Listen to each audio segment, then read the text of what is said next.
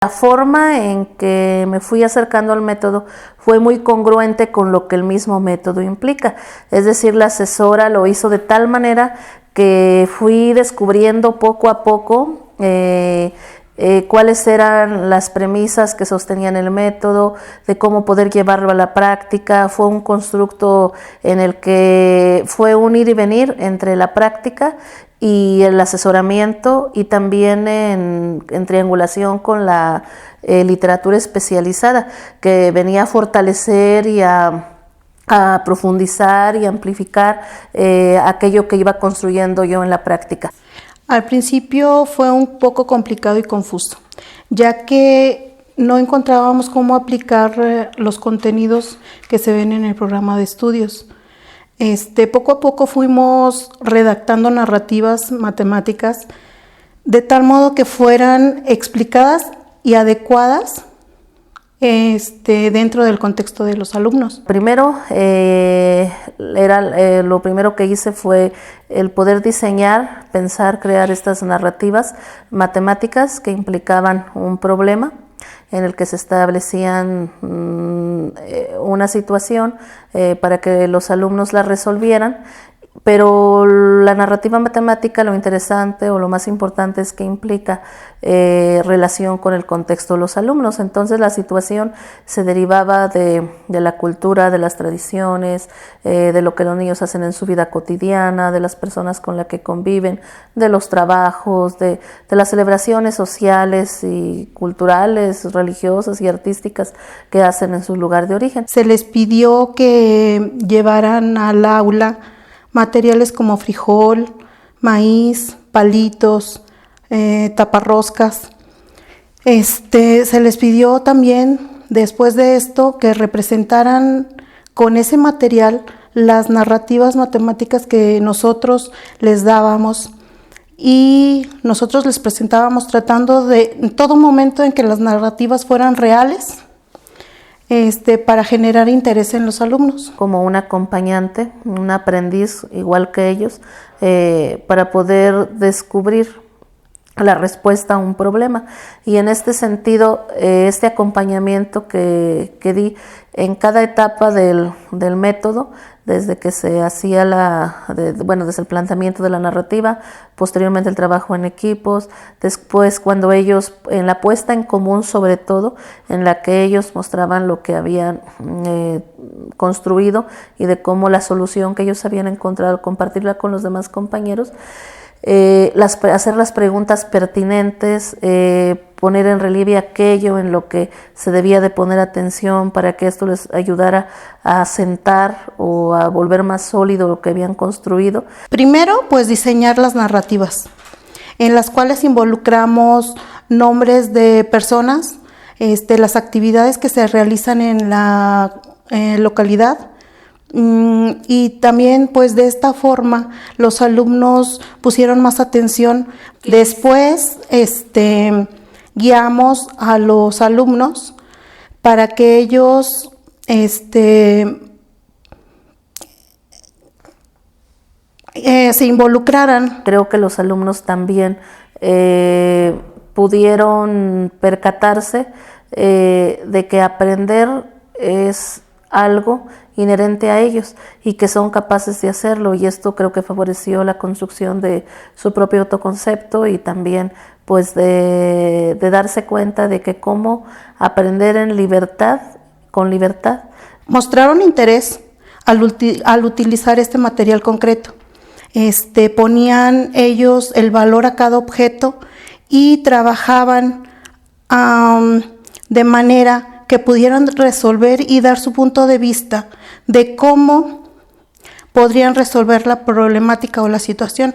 Aprendieron a trabajar colaborativamente. La simetría en el proceso de enseñanza-aprendizaje, en el que todos fuimos aprendices, en el que todos podemos aprender de todos. La colaboración en cualquier grupo es importante, pero aquí en el grupo multigrado se pone de manifiesto con mayor énfasis poder construir con el otro, en compañía del otro, y poder darme cuenta lo que yo he sido capaz también de aprender. El compañerismo, la empatía, ya que ellos mismos se ayudaban a entender la narrativa, se explicaban unos a otros y también el trabajo autónomo. Como profesora yo creo que tuve que desplazarme de ciertas creencias que yo tenía en relación a la enseñanza y el aprendizaje. Con este método pude sentir plenamente este cambio en el que creo yo que pude vivir con toda su magnitud el hecho de lo que es ver el acto de aprender en plenitud. Entonces, primero poder desplazarme y avanzar en esa reflexión sobre la propia práctica y lo más importante, ¿no?, que los alumnos aprendieron matemáticas con mayor sentido. Dejamos que ellos fueran o tomaran el papel del maestro. En los alumnos, pues se les hizo mucho más fácil resolver las narrativas matemáticas al manipular el material concreto. Se volvieron más participativos, saben explicar cómo es que llegan a resolver la problemática planteada. Como es un material muy simple, consideramos que les dimos libertad intelectual a los alumnos, ya que le pueden manipular como ellos crean pertinente. También les permitimos tomar sus propias decisiones, así como darle el valor que ellos crean conveniente a cada objeto. De esta manera pudimos realizar diferentes representaciones con este método. Mi acercamiento principalmente fue vivencial. Fue una experiencia donde pude sentir, vivir, digamos, la narrativa etnomatemática, donde pude interactuar con mis compañeros buscando soluciones sobre lo que se nos planteó en la narrativa. Pude valorar el uso del material concreto desde la vivencia y pude darme cuenta de cómo al estar intentando resolver un reto, una situación, un desafío dentro de esa narrativa etnomatemática implicaba de repente frustraciones, pero una vez que nos escuchábamos todos, llegaba también la autoconfianza, la tolerancia, la colaboración. Primero que nada, darme cuenta que el aprender no se termina nunca. El aprender es algo permanente, pero lo más importante es tener la apertura. Puede uno tener muchos años de servicio y no siempre valorar lo que tenemos como de oportunidad todos los días al construirnos.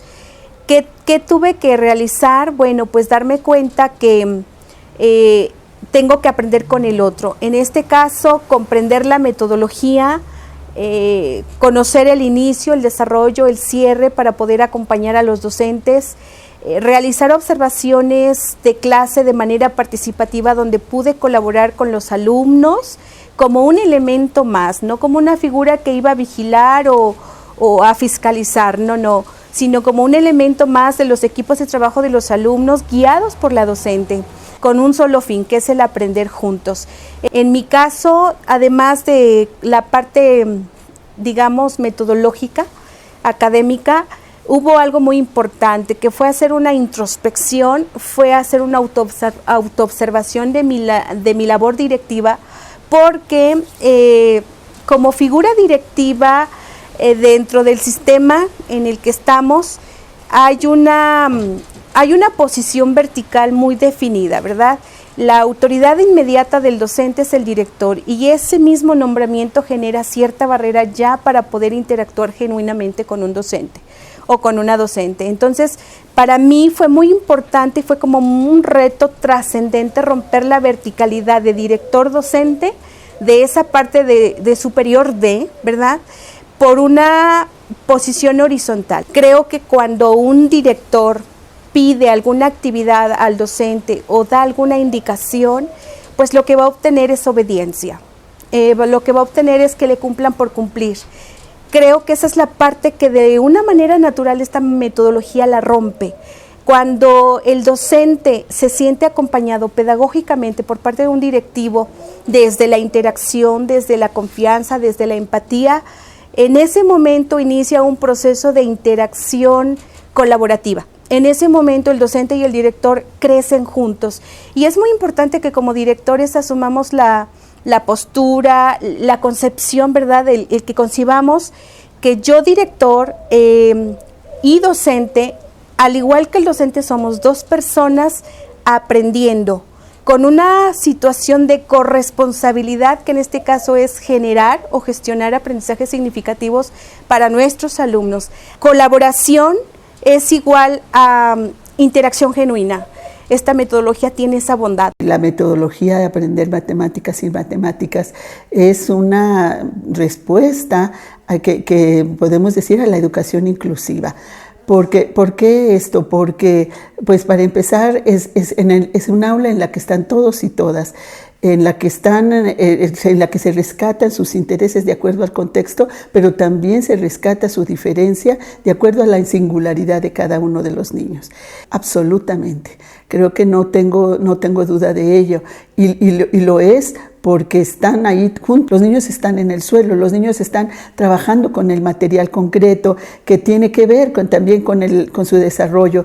Y pues sabemos que cuando ellos actúan, cuando ellos aprenden haciendo, se da el desarrollo de la inteligencia, que esto es fundamental en la educación inclusiva. La inteligencia se desarrolla, la inteligencia cambia, pero cambia a partir del aprender y sobre todo del aprender juntos. Las profesoras hicieron algo que también desde la educación inclusiva es fundamental. Mel Ainscough, este autor, nos ayuda a ver que la inclusión es un proceso que se está dando, no es algo que se da. Y que entonces hay que cambiar la cultura, hay que cambiar las políticas y hay que cambiar la práctica.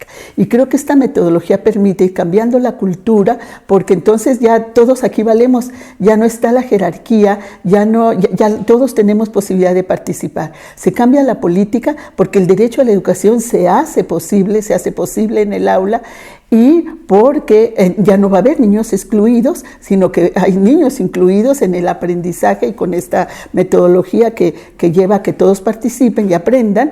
Y por último, pues las prácticas son cambiadas y esto cambia al profesor.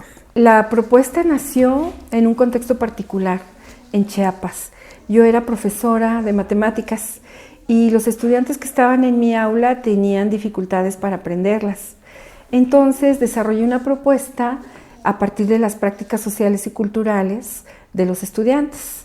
Lo que hice fue retomar las metáforas que hay en la cosmovisión maya, los personajes de la vida cotidiana, y construir narrativas que tuvieran cantidades y preguntas relativas a las matemáticas. A partir de ahí les propuse que tomaran material concreto de la región, como palitos, piedritas, hojas secas y otros objetos, para que ellos resolvieran las cuestiones manipulando esos materiales, de manera que devinieron objetos de representación de sus razonamientos. A partir de ahí les invité a que analizaran sus razonamientos y entonces estableciéramos vínculos con el lenguaje matemático.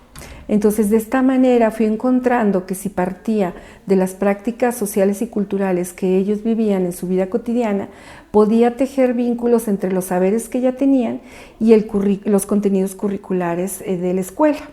Entonces, ellos no solo aprendieron los contenidos curriculares, sino que también los vincularon con su lengua y con su comunidad, de manera que luego ellas mismas y ellos mismos elaboraron nuevas narrativas de nuevas prácticas que ellos pudieron observar, y estas narrativas nuevas pues fueron el material de las nuevas sesiones de matemáticas, y las llamé narrativas matemáticas porque son construcciones hechas desde la vida de los pueblos, que contienen todos los saberes que ellos habían ya aprendido en sus casas. Bien, esta pregunta es compleja porque he ido construyendo ese concepto a lo largo del tiempo a medida que he reflexionado el método. Y lo que he ido encontrando es que el método es recursivo, no es lineal. El método es recursivo, no es lineal. Tiene múltiples ciclos que se abren y se cierran según las interacciones que se suscitan en el aula, entre pares y con la profesora. Entonces, a partir de aquí, fui reflexionando sobre las propuestas de Freire y de Ambrosio, que proponen que vayamos a la construcción del conocimiento desde la vida de los pueblos. Entonces, cuando vamos a esa vida de los pueblos e interactuamos con las cantidades que hay ahí en las diferentes lenguas o en las diferentes construcciones, necesariamente tenemos que ir indagando ¿verdad?, entre quienes estamos en el hecho educativo para ir llegando al lenguaje matemático. La formación docente la fui construyendo en diferentes proyectos y específicamente en este proyecto de Santa María volví a retomar lo que otras experiencias me habían dejado para poder llegar a que los profesores tuvieran una adquisición del método desde su propia experiencia. Entonces, lo que yo hice le llamé el giro formativo, porque de alguna manera planteo la formación docente en congruencia con el método.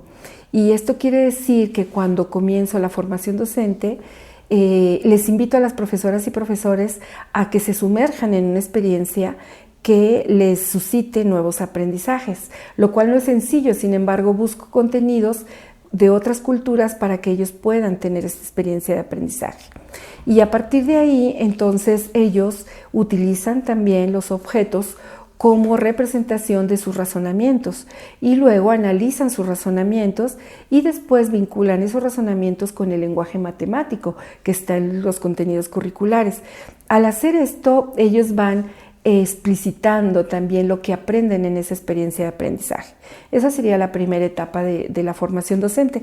La segunda etapa sería analizar qué pasó en esa experiencia de aprendizaje. Es decir, cuál fue el camino que tomaron para llevar a cabo la adquisición del lenguaje matemático.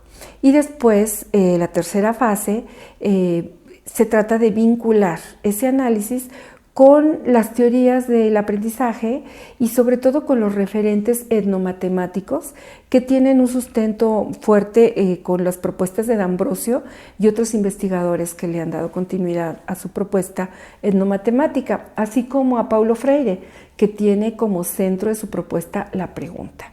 Entonces, a partir de esta experiencia, los docentes construyen narrativas etnomatemáticas que luego implementarán en sus aulas y de esta manera pues pasamos a la fase de observación en las aulas en donde retroalimentamos de una manera dialogal qué pasa con ellos con respecto al método y hay muchas aportaciones que ellos hacen. Entonces en este sentido el método es flexible, es abierto y recursivo. Pues ha sido realmente fascinante. ¿Por qué? Porque estar ahí inmersa en las aulas, observando cómo los profesores y profesoras implementan lo que construyeron con sus narrativas etnomatemáticas y cómo lo llevan a la interacción con las niñas y niños, me ha permitido observar de cerca cómo se generan las interacciones entre niños y niñas en los equipos de trabajo. Y cómo ellos al sentir que están hablando de lo que en la cotidianidad realizan como práctica social y cultural, se van acercando a las matemáticas a partir de los razonamientos representados en los objetos. Entonces, yo he observado, por un lado, que las niñas y niños se sienten libres cuando se les abre el espacio para que manipulen los objetos como representación de su razonamiento. Y a partir de ahí, entonces, la comprensión del lenguaje matemático es mucho más sencilla y queda de manera significativa y con sentido en ellos. Ahora, por parte de los profesores, lo que yo observé es que les cuesta mucho trabajo pasar de la instrucción a la pregunta. Y en ese sentido es un proceso también formativo el ir acompañando desde la observación ese pasaje, porque lo que está en juego es el pensamiento de niñas y niños. Si ellos siguen instrucciones, repiten lo que el profesor o profesora quiere que les digan, pero si ellos son interpelados con una pregunta, empiezan a pensar. Y esa es la intención de la propuesta Aprender Matemáticas sin Matemáticas. Por eso le llamé así, porque si entramos con una narrativa que los emocione, que los lleve a la imaginación y que los lleve a manejar cantidades, no números, cantidades, entonces ellos empiezan a sumergirse en la lógica de la resolución de las cuestiones. Y hasta ahí no hay matemáticas todavía porque no manejan un lenguaje propiamente matemático. Sin embargo, sí hay un manejo de cantidades que tiene que ver con lo que ellos ya han hecho en su vida cotidiana. Entonces, cuando el profesor y la profesora les abre ese espacio, ellos lo toman. Y poco a poco las profesoras se van incluyendo en esta dinámica cuando, pues es lo que observé, cuando ellos toman conciencia de cómo el avance de niñas y niños es significativo, esto los lleva a motivarse a continuar haciendo una reflexión sobre su práctica para poder dar ese salto de la instrucción a la pregunta y así acompañar el proceso de desarrollo de niñas y niños desde la vida de sus pueblos, que es lo etnomatemático. La otra cuestión que he observado es que en las aulas actualmente hay niñas y niños que tienen diferentes maneras de aprender. Entonces, lo que observé al estar en el aula es que las niñas y los niños, con sus diferencias, van interactuando entre sí de manera tal que participan activamente. Entonces se incluyen en los equipos de trabajo y de esta manera se genera un aprendizaje desde el nivel en el que cada quien está. Lo que veo que emerge le llamo yo, aprendizajes múltiples, porque cada quien da el paso desde donde está. Entonces, pues ha sido una gran oportunidad estar en el aula porque las interacciones que se suscitan ahí van dando cuenta de cómo puede apoyar mucho el partir de las prácticas sociales y culturales para ir hacia el lenguaje matemático y no al revés. Empezar con un lenguaje matemático, luego ejemplificar y finalmente aplicar, que es el método, digamos, más bien el fundamento positivista, ¿no? Que parte de lo externo para tratar de llevar en una dirección al que aprende a lo interno. Acá sucede lo contrario con este método. Se parte de la vida misma del sujeto que aprende, situado histórica y socialmente, ¿verdad? Y en medio de estas interacciones, pues esos conocimientos que ya se tienen facilitan el acceso a otros nuevos que están planteados en el currículo escolar y que son propiamente el lenguaje matemático.